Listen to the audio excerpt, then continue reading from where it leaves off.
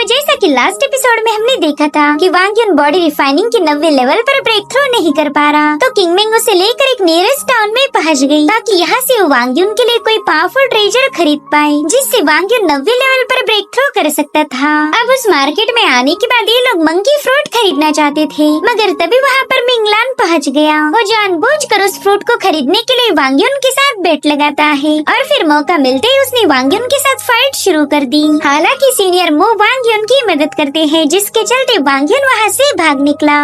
अब आगे तो इस एपिसोड की शुरुआत में हम देख पाते हैं कि वांग युन और उसके दोस्त मिलकर फैंटम स्पिरिट बग को केयरफुली ऑब्जर्व कर रहे थे। यानली कहने लगी कि ऐसे बग्स को तो डाओ सेक के लीडर जोंग युआन ने ऑलरेडी वाइप आउट कर दिया था, फिर ये बग सिटू मिंगलान के पास कहां से आया होगा। तभी वांग युन उन्हें एक और कंटेनर शो करते हुए बताने लगा कि ये मुझे बैक माउंटेन पर मिला था, कहीं ये चीज भी फैंटम स्पिरिट बग से कनेक्टेड तो नहीं है। तो यानली उस कंटेनर को इन्वेस्टिगेट करने का काम सीनियर मो को दे देती है। वो कह रही थी कि पता कीजिए एग्जैक्टली क्या चीज है, जिस पर मो कहता है ठीक है मैं अभी काम पर लग जाता हूँ। और अब वो अपनी सर्वेंट को उस पर पंखुड़ियाँ बिखरने के लिए कहने लगा, मगर उनका कोई रिस्पांस नहीं आता। जो देख मिंग कहने लगी सीनियर शायद आपकी सर्वेंट अभी भी मार्केट में है। वेल सीनियर मो की आदत थी स्टाइल मारना, बिना शो ऑफ किए तो वो कोई काम कर ही नहीं सकता, इसलिए वो जल्दी से अपनी सर्वेंट्स की तरफ रवाना हो गया। अब मो के वहाँ से जाने के बाद यानली वांग युन से कहने लगी कि तुम इमॉर्टल इंचार्ज की पोजीशन के लिए होने वाले कॉन्टेस्ट में पार्टिसिपेट करना चाहते हो, मगर सिटू मिंगलांग तुम्हें रोकने की पूरी कोशिश करेगा। वो बंदा तुम्हें खत्म करने के लिए हर एक पॉसिबल मूव का यूज करेगा, इसलिए मैं नहीं चाहती कि तुम उस कॉन्टेस्ट में पार्टिसिपेट करो। मेरे ख्याल से तुमने कुछ दिनों तक गायब हो जाना चाहिए, वरना सिटू मिंगलांग तुम्हें सुकून से जीने नहीं देने वाला। हालांकि वांग युन इसके लिए मना करता है। वो कहने लगा कि मैं इस कॉन्टेस्ट को मिस नहीं करना चाहता, इसे जीतने के बाद ही मेरे कुछ टारगेट पूरे हो सकते हैं, लेकिन प्लीज मैं नहीं चाहता कि आप मेरे लिए फिक्रमंद हो। आपको परेशान होने की कोई जरूरत नहीं, सिटू मिंगलांग मेरा कुछ भी बिगाड़ नहीं सकता। तो अब अगले सीन में हमें वो डाइस दिखाई गई जहाँ पर एक कॉन्टेस्ट होने वाला था, और अब डिसाइपल्स को एक लंबा इंतजार करवाने के बाद वहाँ पर सुप्रीम गार्डियन पहुँच गई। उसके यहाँ आते ही सभी डिसाइपल्स उसे ग्रीट करते हैं। उनके साथ 2 एल्डर्स भी आए हुए थे, तो उनमें से एल्डर मुझे कॉन्टेस्ट के रूल बताने लगे। वो कह रहे थे कि तुम में से कोई भी जानबूझकर किसी को इंजर्ड नहीं करेगा, अगर किसी ने ऐसा किया तो उसका कल्टीवेशन रिमूव करके उसे एक मॉर्टल बना दिया जाएगा, साथ ही साथ उस बंदे को हमारे सेक्ट से भी एक्सपेल्ड किया जाएगा। तो चलो अब इस कॉन्टेस्ट को शुरू किया जाए। एल्डर्स के अनाउंसमेंट होते ही एक बंदा डाइस पर उतर जाता है। वो सबको बता रहा था कि मैंने कई साल कड़ी मेहनत की है और मेरी ये जर्नी मुश्किलों से भरी हुई थी, लेकिन आज ये कॉन्टेस्ट जीतकर मेरी कई सालों की मेहनत सफल हो जाएगी। सो प्लीज आप में से कोई भी आकर मुझे चैलेंज कर सकता। तब एक बंदा उस पर हमला करने के लिए रवाना हो गया। वेल इन दोनों का मुकाबला किंग मिंग को तो काफी ज्यादा बोरिंग लग रहा था। अब एक के बाद एक डिसाइपल ट्रायल से एलिमिनेट हो रहे थे, जो देखकर मिंग वांग युन से कहने लगी कि ट्रायल तो शुरू हो चुकी है, लेकिन तुम्हारा कल्टीवेशन खत्म होने का नाम नहीं ले रहा। जिस पर वांग युन कहता है कि मैं अपना समय बर्बाद नहीं करना चाहता, अगर मुझ में जरा भी इम्प्रूवमेंट हुई तो वो भी मेरे काम आएगी। जो सुनकर मिंग उससे पूछती कि जरा मुझे बताओ कि तुम डोंग्यू किंगडम में जाने के लिए इतने बेकरार क्यों हो। जिस पर वांग युन जवाब देते हुए बताने लगा कि डोंग्यू किंगडम मेरा घर है और मैं कई सालों से वहाँ पर जा नहीं पाया, मगर अब घर वापस जाने का वक्त हो चुका है। और फिर वांग यू भी ट्रायल डाइस पर पहुँच गया। उसका अपोनेंट कह रहा था भाई तुम्हारी हालत तो देखो, तुम कितने ज्यादा स्किनी हो, अगर मैंने तुम्हारी पिटाई कर दी तो तुम तुरंत ही रोना शुरू कर दोगे, इसलिए अभी भी वक्त है हार मान लो। मगर उतने में ही वांग युन ने उसके मुंह पर एक जोरदार पंच हिट कर दिया और फिर सेकंड पंच में ही वो बंदा कॉन्टेस्ट से एलिमिनेट हो चुका था। वांग युन अब दूसरे बंदों को भी चैलेंज करने लगा, लेकिन कोई भी उसका मुकाबला करना नहीं चाहता था। वो लोग कह रहे थे कि वांग युन को कोई हमारे जैसा कल्टीवेटर हरा नहीं सकता, अगर इसे कोई तगड़ी टक्कर दे सकता है तो ची कंडेंसेशन वाला बंदा होगा। मगर सिटू मिंगलांग ने इशारा करते उन सभी लोगों ने डाइस पर छलांग लगा दी। उन्होंने चारों ओर से वांग युन को घेर लिया था, जो देखकर तो किंग मिंग काफी ज्यादा भड़क गई। वो कह रही थी कि सिर्फ एक बंदे को हराने के लिए एक साथ इतने लोग पहुँच गए। एल्डर मुगे ने ये सब रोकना चाहिए, मगर एल्डर कुछ कर पाए तब तक दूसरे एल्डर ने मुकाबले को शुरू कर दिया था। अब वो लोग चारों ओर से वांग युन पर हमला करने के लिए आगे बढ़ते हैं, मगर वांग ने अपनी स्पिरिचुअल ऑरा रिलीज करते हुए उन चारों को पीछे ढकेल दिया। तब तक उन लोगों ने वांग पर दूसरा अटैक कर दिया था, तो वांग अपनी ड्रैगन स्टाफ की पावर को एक्टिवेट करते हुए 1 बाय 1 उनकी धुलाई करना शुरू कर देता है। बस कुछ ही सेकंड के अंदर उनमें से 3 लोग वांग युन के हाथों एलिमिनेट हो गए थे और बाकी बचे एक बंदे को वांग युन अपने ड्रैगन स्टाफ से अटैक कर डाइस से दूर फेंक देता है। तो इस तरह से वांग युन ने बड़ी आसानी के साथ इस मुकाबले को जीत लिया था। जो देखते एल्डर उसे कांग्रेचुलेट करते हुए विनर अनाउंस कर देते हैं। वो कह रहे थे कि वांग एक बहादुर कल्टीवेटर है और सिर्फ यही इमॉर्टल इंचार्ज की पोजीशन को डिजर्व करता, लेकिन उतने में मिंगलांग कहता है सीनियर वांग युन इंचार्ज नहीं बन सकता। इस बंदे ने तो अभी तक ची कंडेंसेशन स्टेज पर भी ब्रेक थ्रू नहीं किया, तो ये बंदा इंचार्ज कैसे बन सकता है? इसके पास ऐसी कोई एबिलिटीज नहीं जिसके दम पर आप इसे इतना बड़ा मौका ऑफर कर रहे हो। जिस पर एल्डर जवाब देते हुए बताने लगे कि ट्रायल इंचार्ज की सिलेक्शन के लिए की जा रही थी, जिसमें वांग युन ने सबको हराकर अपनी काबिलियत साबित कर दी, जिसके चलते अब उसका कल्टीवेशन मैटर नहीं करना चाहिए। उसने कंपटीशन को पास कर लिया, तो इमॉर्टल इंचार्ज की पोजीशन भी उसे ही दी जाएगी। दरअसल एल्डर मुगे हमेशा से वांग युन को काफी ज्यादा सपोर्ट करते आए थे। उन्हें अच्छे से पता है कि बंदा एक दिन पावरफुल कल्टीवेटर बनेगा, जो दिल का नेक और दूसरों के साथ हमदर्दी जताने वाला होगा। लेकिन वहाँ मौजूद दूसरे एल्डर वांग युन के खिलाफ थे। वो कह रहे थे कि ये बंदा भले ही कॉन्टेस्ट जीत चुका हो, मगर कल्टीवेशन में तो इसने कोई महान काम नहीं किया। ये तो बस मामूली सी बॉडी रिफाइनिंग लेवल पर है। तो क्या एल्डर आपको नहीं लगता ये बंदा इमॉर्टल इंचार्ज बनने के फिलहाल लायक नहीं है? वो आगे चलकर इतनी सारी जिम्मेदारियों को कैसे उठाएगा? जो सुनकर एल्डर मुगे उस पर भड़क गए। वो उससे पूछते कि तुम्हें मेरे डिसीजन पर शक हो रहा है क्या? तो दूसरे एल्डर जवाब देते हुए बताने लगे कि तुम इस बंदे के लिए हमारे सिख की रेपुटेशन को दांव पर लगाना चाहते हो, लेकिन मैं ऐसा नहीं होने दूंगा।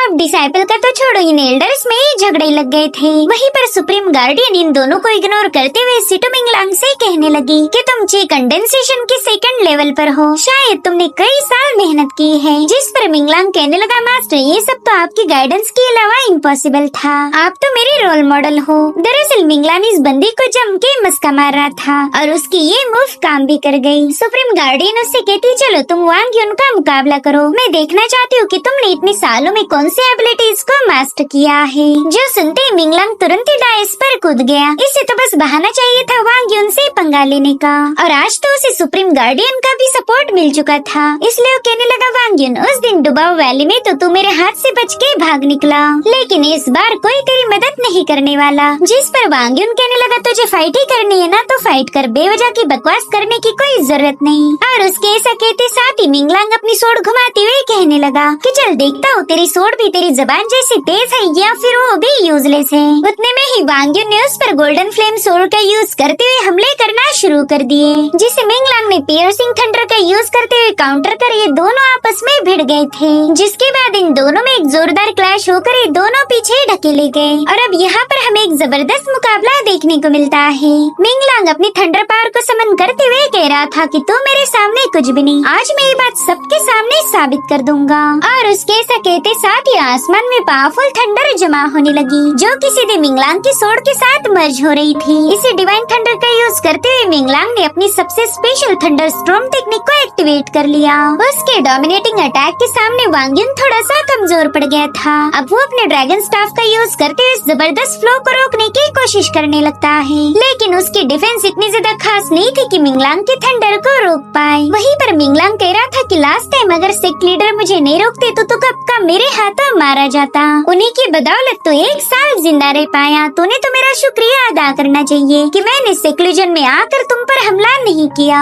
इधर वांग युन भी उसकी बड़ी बड़ी बातें सुनकर पक गया था। वो कहता है कि मैं तेरे रहमतुल्लाह जिंदा नहीं रहा, बल्कि मेरी किस्मत ने मेरा साथ दिया था। और अब वो भी अपनी ड्रैगन स्टाफ की पावर को एक्टिवेट करते हुए अपनी powerful move open the heavens का यूज कर उस पर हमला कर देता है। वांग युन के तो एक ही अटैक में मिंगलांग बुरी तरह से घायल होकर जमीन पर पटक गया था। ये सब देखकर तो किंग मेंग और वांग युन के मंकी डावी की खुशी का कोई ठिकाना नहीं था। वो कह रहे थे कि फाइनली हमारा वांग युन जीत चुका है, मगर उनकी खुशी ज्यादा देर तक टिक नहीं पाई क्योंकि मिंगलांग दोबारा से उठ खड़ा हो गया। वो जोर जोर से हंसते हुए कह रहा था कि मुबारक हो वांग्युन, तुम मुझे गुस्सा दिलाने में कामयाब हो गए। अब आगे जो होगा इसके जिम्मेदार तुम खुद होंगे। और फिर मिंगलांग ने थंडर डीमन पोजीशन मूव को एक्टिवेट कर लिया, जिससे मिंगलांग का पूरा लुक ही बदल गया था। अब वो अपनी सोड को समन करते हुए अपने फाउंडेशन पोस्चर को रिवील कर देता है, जिसे देखते ही अरीना में मौजूद लोग काफी ज्यादा हैरान हो गए। वहीं पर यानली भी उस पर भड़क गई थी। वो कहती, मिंगलांग तुम्हारी इतनी हिम्मत कैसे हुई कि तुम डूशियन प्लेटफॉर्म पर अबैंडन डिमोनिक आर्ट का यूज करो, ये हमारे सिख के खिलाफ है। अब यानली उस पर अटैक करने वाली थी कि तभी सुप्रीम गार्डियन ने अपनी पावर्स का यूज करते उस पर हेवी प्रेशर रिलीज करना शुरू कर दिया। वो कहने लगी कि जब तक मैं ना बोलूं तब तक कोई भी इस मुकाबले में इंटरफेयर नहीं करेगा। इधर मिंगलांग जोर जोर से हंसते हुए इस मौके के मजे उठा रहा था। वो कह रहा था, वांग्युन तुझे खत्म करने के लिए तो मैं एक डीमन भी बन सकता हूँ। और अब वहाँ पर थंडर काफी तेजी से बरसने लगा। वहीं पर वांग्युन जितनी तेजी से हो सके उतनी तेजी के साथ यहाँ से वहाँ मूव होकर उस थंडर अटैक से बचने लगा। इसी दरमियान वो मिंगलांग पर भी अटैक कर चुका था, मगर मिंगलांग के आसपास एक पावरफुल शील्ड बनी हुई थी। साथ ही साथ वो बड़ी आसानी से वांग्युन को पीछे पुश कर देता है। तो अब उसका मुकाबला करने के लिए वांग्युन ने भी अपनी यांग ड्रैगन को समन कर लिया। भले यांग ड्रैगन का अटैक काफी ज्यादा पावरफुल था, लेकिन मिंगलांग ने थंडर सोड का यूज करते हुए उस अटैक से खुद को बचा लिया। वो कह रहा था, वांग तुम जितना मेरे अटैक को रेजिस्ट करोगे इस मुकाबले में मुझे उतना ही ज्यादा मजा आएगा। अगर सच बताओ तो स्ट्रॉन्ग ओपोनेंट के साथ फाइट करने की बात ही कुछ और है। जिसके बाद वो थंडर डीमन रैम्पिंग टेक्निक का यूज करते हुए वांग्युन पर अटैक रिलीज कर देता है। वांग्युन तो उसका ऑब्सेशन देखकर ही काफी ज्यादा हैरान था। वो कह रहा था, मिंगलांग सिर्फ मुझे मारने के लिए तुमने एक फॉरबिडन आर्ट का यूज किया, तुम तो खुद को डीमन बनाने के लिए भी तैयार हो। मुझे लगा नहीं था कि मुझे लेकर तुम्हारे दिल में इतनी सारी नफरत होगी। सच बताओ तो मुझे तुम पर गुस्सा नहीं बल्कि रहम आ रहा है। जो सुनते ही मिंगलांग उस पर और ज्यादा भड़क गया। अब वो अपने थंडर प्रेशर का यूज करते हुए वांग्युन को बेरहमी से सप्रेस करने लगता है। सबको यही लग रहा था कि वांग इस मुकाबले में मारा जाएगा। और उसी वक्त मिंगलांग थंडर से बनी हुई एक बहुत बड़ी सोड सीधे वांग्युन पर रिलीज कर देता है। वो सोड वांग के एकदम करीब आ चुकी थी और उसी वक्त हमें वांग के माइंड स्पेस का सीन दिखाया गया, जहाँ पर मिंग कह रही थी, बच्चे ये लो मैंने तुम पर एक और एहसान कर दिया। और उसी वक्त वांग्युन की बॉडी से बहुत ही स्ट्रॉन्ग एनर्जी रिलीज होने लगी। दरअसल वांग्युन ने यहाँ पर इमॉर्टल एप ट्रांसफॉर्मेशन मूव को एक्टिवेट किया था। उसके ऐसा करते साथ ही वहाँ पर एनर्जी का एक जोरदार ब्लास्ट होकर मिंगलांग काफी दूर जाकर पटक गया। वांग की पावर्स देखते ही उसके तो होश ही उड़ गए थे और तभी वांग अपना ड्रैगन स्टाफ उसकी तरफ पॉइंट कर देता है। वो अपने एप फॉर्म में आ चुका था। वो कहता है, मिंगलांग अब अटैक करने की बारी मेरी है। वांग ने अपने एप फॉर्म को एक्टिवेट करते हुए सिटू मिंगलांग को फाइट के लिए चैलेंज किया। तो बंदा उसे अपनी एनर्जी से पीछे पुश करते हुए अपनी थंडर से उस पर अटैक कर देता है। अरीना में मौजूद लोग कह रहे थे कि वांग्युन तो बस बॉडी रिफाइनिंग के 90 लेवल पर होके भी इस बंदे को तगड़ी टक्कर दे रहा, जबकि इसने तो अपनी डिमोनिक आर्ट का भी यूज किया था। इधर अरीना में वांग्युन जंप लगाते हुए मिंगलांग पर पंच हिट करने चला गया, मगर मिंगलांग भी अपनी थंडर पावर का यूज करते हुए उसके अटैक को काउंटर करने लगता है। उन दोनों की तगड़ी फाइट देखकर सभी डिसाइपल काफी ज्यादा एक्साइटेड हो गए। हालांकि यानली काफी ज्यादा परेशान थी। वो एल्डर मुगी से कहने लगी कि प्लीज इस मुकाबले को रोक लीजिए, मगर एल्डर उसे समझाते कि सुप्रीम गार्डियन की परमिशन के बिना ये मुकाबला रोका नहीं जा सकता। इधर सिटू मिंगलांग वांग से कह रहा था कि जल्दी से हार मान ले, तो मेरा कुछ भी बिगाड़ नहीं सकता। आज मैं तेरा फ्लेश एंड ब्लड रिफाइन करके उसी से मेरी इमॉर्टलिटी की पाथ को रीशेप करूंगा। और फिर वो एक जोरदार पंच हिट करते हुए वांग को काफी पीछे पुश कर देता है, जिसके बाद उसने वांग पर एक और जोरदार हमला कर दिया। साथ ही साथ सिटू मिंगलांग ने अपनी एक और पावरफुल टेक्निक रात ऑफ थंडर को भी एक्टिवेट कर लिया। उस थंडर को अपनी तरफ आता हुआ देखकर वांग की बॉडी से एक डिवाइन एनर्जी रिलीज होने लगी। उसने भी वहाँ पर अपने गोल्डन ड्रैगन को समन कर लिया था और फिर वो डीमन डोमिनेशन टेक्निक का यूज करते हुए सिटू मिंगलांग पर एक जोरदार अटैक कर देता है। वांग की ये मूव इतनी ज्यादा पावरफुल थी कि मिंग भी उसकी तारीफें करने लगी। उससे कहती, लड़के फाइनली तूने मेरा स्टाइल अपना ही लिया। वहीं पर सिटू मिंगलांग बुरी तरह से घायल होकर जमीन पर पटक चुका था। वो वांग्युन से कहने लगा कि मैंने मेरी तरफ से तुझे हराने की पूरी कोशिश की थी, यहाँ तक कि मैंने फॉरबिडन डिमोनिक आर्ट का भी यूज किया, लेकिन तेरे सामने मेरे सारे पैंतरे फीके पड़ गए। जिसके बाद वो अपनी सोड में अपना रिफ्लेक्शन देखते हुए कहने लगा कि तू एक लूजर है, तूने खुद पर का काबू खो दिया और अब तुझे इसकी सजा मिलेगी। जिसके साथ ही सिटू मिंगलांग की बॉडी पूरी तरह से डिस्ट्रॉय हो गई, यानी कि वांग युन की डीमन डोमिनेशन टेक्निक ने उसे खत्म कर दिया था। ये सब देखकर तो वहाँ मौजूद लोगों को अपनी आंखों पर यकीन नहीं होता। वो कहते हैं कि सिटू मिंगलांग हमारे सेक्ट का ग्रेट जीनियस माना जाता था, उसका अंत ऐसा होगा ये तो हमने कभी सोचा नहीं था। और तभी वो एल्डर काफी ज्यादा भड़क गए। दरअसल इस सिटू मिंगलांग के ग्रैंडफादर थे। वो कहते मेरे बच्चे, मैं तेरी मौत का बदला जरूर लूंगा। जिसके बाद वो 10,000 सोड फॉर्मेशन एक्टिवेट करते हुए वांग पर अटैक करने के लिए रेडी हो गए। वहीं पर एल्डर मुगे उसे रोकने की कोशिश करते हैं, मगर सुप्रीम गार्डियन ऐसा बिल्कुल भी नहीं चाहती थी। उसने एल्डर मुगे के अटैक को तुरंत ही रोक लिया ताकि वांग युन पर हमला हो जाए। तब तक एल्डर सिटू की कई सारी सोर्स वांग युन पर अटैक करने के लिए उसके एकदम करीब पहुंच गई, लेकिन वो तलवारें वांग युन को छू पाई इससे पहले वहाँ पर एक गोल्डन एनर्जी रिलीज होते हुए उन सोर्स को डिस्ट्रॉय कर देती है, जिसके चलते एल्डर सिटू भी बुरी तरह से घायल हो गया। वेल वहाँ पर एंट्री हुई थी टोंगशन सोर्ड सेक्ट के सेक्ट लीडर की। लीडर अनाउंस करते कि ये ट्रायल यहीं पर खत्म हो चुकी है और इसका विनर होगा वांग युन। हालांकि उनका ये डिसीजन एल्डर सिटू को मंजूर नहीं था। उनसे कहते सीनियर इस वांग युन ने मेरे ग्रैंडसन सिटू मिंगलांग को खत्म कर दिया, तो रूल्स के अकॉर्डिंग इसके कल्टीवेशन डिस्ट्रॉय करते हुए हमने इसे सेक्ट से बाहर निकाल देना चाहिए। अपने फेलो डिसाइपल को खत्म करना एक सबसे बड़ा क्राइम होता है, जो कि वांग युन ने इतने सारे लोगों के सामने कमिट किया, तो हम उसे माफ नहीं कर सकते। जो सुनकर सेक्ट लीडर सुप्रीम गार्डियन से उसकी सलाह पूछने लगे, जिस पर वो जवाब देते हुए बताने लगी कि सिटू मिंगलांग तो ऑलरेडी डिमोनिक वे का गुलाम बन चुका था, तो उसे खत्म करना भी जरूरी था। हालांकि वांग युन भी कोई दूध का धुला नहीं, हम इसे सुधारने की चाहे कितनी भी कोशिश क्यों न करें, इसका ब्लड थर्स्टी नेचर कभी सप्रेस नहीं होगा। 1 साल की सजा काटने के बाद भी इसमें जरा भी बदलाव नहीं आए, तो मैं रिक्वेस्ट करूंगी कि प्लीज आप अपने हाथों से इस ईवल को एलिमिनेट कर दीजिए, वरना आगे चलकर कई सारे मासूम डिसाइपल इसके हाथों मारे जाएंगे। अब सुप्रीम गार्डियन की बातें सुनने के बाद सेक्ट लीडर सीधा वांग युन से सवाल पूछते हैं कि क्या तुम पर लगाए गए सारे इल्जाम तुम्हें कबूल है? जिस पर वांग युन जवाब देते हुए कहने लगा कि मैं टोंगशन सोर्ड सेक्ट का डिसाइपल हूँ और एक डिसाइपल होने के नाते मैंने एक डेमन का खात्मा कर दिया। मैं ये बात बिल्कुल नहीं मानता कि मेरे हाथों कोई क्राइम हुआ है। इनफैक्ट सिटू मिंगलांग को खत्म करके तो मैंने फ्यूचर में होने वाली मुश्किलों को खत्म किया है। वांग युन की बातें सुनकर सेक्ट लीडर काफी ज्यादा खुश हो गए। वो कहने लगे कि वांग तुम एक राइचियस पाथ के ईमानदार डिसाइपल हो। तुमने मुझे इतना इम्प्रेस कर दिया कि मैं अब तुम्हें अपने फेंगशु क्लिफ्ट का 5वां डिसाइपल एक्सेप्ट करता हूँ। उनकी इस अनाउंसमेंट से तो वांग युन से ज्यादा यान ली ही खुश हो गई। उसे कहते जल्दी से सीनियर के सामने अपना माथा टेक कर रिस्पेक्ट पे करो। दरअसल वांग युन अब सेक्ट लीडर का डायरेक्ट डिसाइपल बन चुका था, इसलिए वो अपना माथा टेक कर मास्टर को ग्रीट करता है। वहीं पर सुप्रीम गार्डियन सीनियर के फैसले से बिल्कुल भी खुश नहीं थी, इसलिए वो गुस्से में वहाँ से जाने लगी। जो देख सीनियर कह रहे थे कि मेरी बात पूरी होने से पहले तुम यहाँ से जा नहीं सकती। हाल ही में बिबू माउंटेन में बहुत ही भयानक पीस ने आतंक फैलाया था और अब इन्वेस्टिगेशन के बाद मुझे पता चला कि इसके पीछे तो एल्डर सिटू का हाथ है। जो सुनते एल्डर सिटू सीधा घुटने पर आके सेक्ट लीडर से कहने लगा कि जरूर से आपको किसी ने गलत बताया, मुझ पर बहुत बड़ा झूठा इल्जाम लगाया जा रहा, मैंने तो ऐसा कुछ भी नहीं किया। उतने में ही सीनियर मुँह अपनी दासियों के साथ वहाँ पर पहुँच गए। वो वांग युन से कहने लगे माफ करना, मुझे यहाँ आने में देरी हो गई, वरना मैं भी तुम्हारा पावरफुल परफॉर्मेंस देख पाता।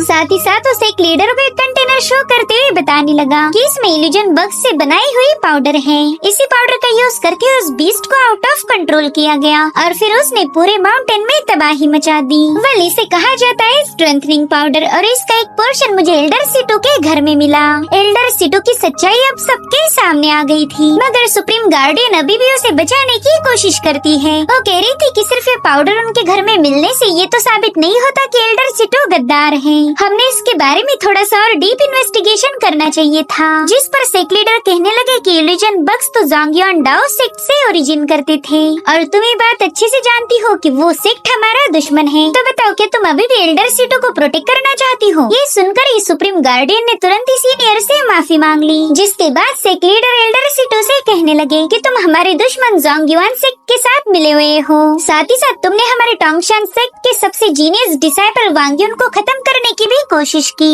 इसलिए इन्वेस्टिगेशन पूरी होने तक तुम्हें कैद में रखा जाएगा और उसके बाद तुम्हें क्या सजा देनी है इसका फैसला लेंगे। ये सब सुनकर सुप्रीम गार्डियन तुरंत ही वहाँ से रवाना हो गई। वहीं पर सेक्ट लीडर वांग युन को बताने लगे कि इमॉर्टलिटी की बात खतरों से भरी पड़ी है, लेकिन इसका मतलब ये ये तो नहीं कि हम गलत रास्ते का चुनाव करके इमॉर्टैलिटी को हासिल करें। जितना कि मैं तुम्हें जानता हूँ, तुम एक नेक और रहम दिल इंसान हो, तो पावर्स के लालच में आकर अपने इस दिल को कभी भी मैला मत होने देना। अपनी पूरी मेहनत और लगन से कल्टीवेट करो और जरूर से तुम्हें इमॉर्टैलिटी हासिल होगी। तो वांग युन उनका शुक्रिया अदा करते हुए कहने लगा कि मास्टर, मैं आपकी टीचिंग को हमेशा याद रखूंगा।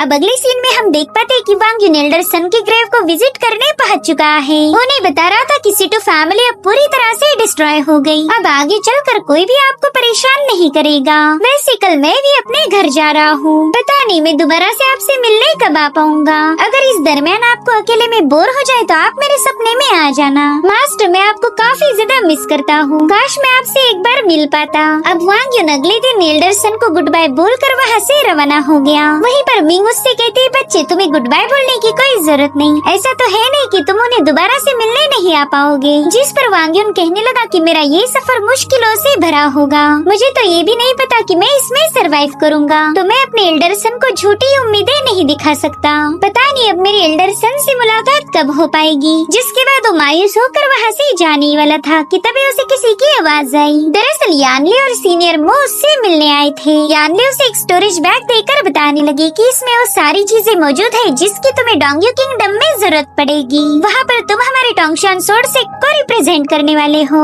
इसलिए कोई भी एक्शन लेने से पहले 2 बार जरूर से सोच लेना। जिस पर वांग युन सीनियर यानली को तसल्ली देते हुए कहने लगा कि आप मेरी बिल्कुल फिक्र मत कीजिए, मैं अपनी लिमिट को अच्छे से जानता हूँ, तो मैं जरा भी उन्हें क्रॉस नहीं करूँगा और न ही मेरी वजह से हमारे टोंगशान सोर्ड से की बदनामी होगी। वहीं पर सीनियर मो को काफी ज्यादा शर्म आ रही थी कि उन्होंने वांग युन के लिए कोई तोहफा नहीं लाया। वो कहता है, जूनियर मुझे माफ कर दो, मैं तुम्हें कोई तोहफा नहीं दे सकता। इन कुछ सालों में मैंने जो भी कुछ पैसा कमाया था वो सब लड़कियों पर लुटा दिया। उतने में ही किंगमिंग वहाँ पर एक बहुत बड़ा थैला लेके पहुँच गई। वो उसे बताती है कि इसमें कुछ जरूरी सामान और मंकी फ्रूट रखे गए हैं, तो मेरी तरफ से भाभी जी को जरूर दे देना। भाभी जी ये लफ्ज सुनते ही यानली की तो बत्ती गुल हो गई। उसे लग रहा था कि शायद वांग युन मैरिड है। वो थोड़ा सा मायूस होकर वांग युन से कहने लगी कि मुझे लगा नहीं था तुम्हारी शादी हो चुकी है। जिस पर वांग युन कहता है, नहीं मिस ऐसी कोई बात नहीं, ये किंगमिंग तो बेवकूफ है जो कुछ भी बोले जाती। दरअसल इसके पास मैंने अपनी सिस्टर का जिक्र किया था, लेकिन इसने उसे कुछ गलत समझ लिया।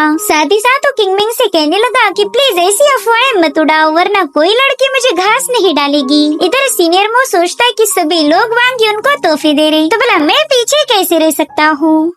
उससे कहता है, मेरे दोस्त तुम्हें पैदल जाने की कोई जरूरत नहीं, मेरे पास तुम्हारे लिए एक बेहतरीन सी अरेंजमेंट है। और फिर वो अपने स्पिरिचुअल परिंदे को वहाँ पर समन कर लेता है, तो वांग युन तुरंत ही उस पर सवार हो गया। वो इन तीनों से कह रहा था कि मुझे आप सबकी काफी ज्यादा याद आएगी, अगर किस्मत ने चाहा तो दोबारा हमारी मुलाकात जरूर होगी। जिसके बाद वो इन्हें अलविदा कहकर वहाँ से रवाना हो गया। वांग युन हवा से बातें करते हुए आगे बढ़ रहा था, साथ ही उसने अपने चेहरे पर एक मास्क भी लगा लिया ताकि कोई उसे पहचानने न पाए। वो एक लंबे अरसे के बाद अपने घर यानी कि डोंग्यू किंगडम जाने के लिए बेकरार है। और अब सीन शिफ्ट होकर हमें डोंग्यू किंगडम की रॉयल फैमिली दिखाई गई, जो कि अपने एंसेस्टर के लिए प्रेयर्स कर रही थी। वो अपने एंसेस्टर से कह रहे थे कि आप ही की वजह से हमारा डोंग्यू किंगडम महफूज है, आपने हमेशा इसे प्रोटेक्ट किया। अब रात के समय हम डोंग्यू मार्केट में एक शराबी को देख पाते हैं, जो कि वहाँ से गुजरने वाले बंदों की बातें काफी केयरफुली ऑब्जर्व कर रहा था। वो कहने लगे कि आज ही रॉयल फैमिली ने अपने एंसेस्टर की पूजा की, अब तो हमारे डोंग्यू किंगडम में बाहर आएगी। साथ ही इस बार मौसम भी इतना साफ रहेगा कि खेती में हम ढेर सारा अनाज उगा पाएंगे।